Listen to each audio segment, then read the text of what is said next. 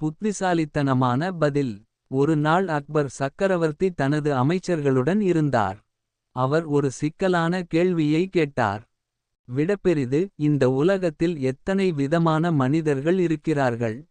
அனைத்து அமைச்சர்களும் குழப்பமடைந்தனர்.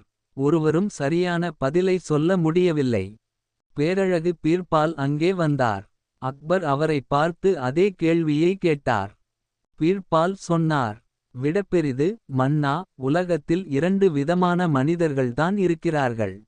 அதை கேட்ட அக்பர் சிரித்தார். விடப்பெரிது, அப்படியா? எப்படி அதை நீ நிரூபிக்கப் போகிறாய்? பீர்பால் பதில் அளித்தார். விடப்பெரிது, ஒரு வகை மனிதர்கள் அறிவுடன் நடக்கும் புத்திசாலிகள்.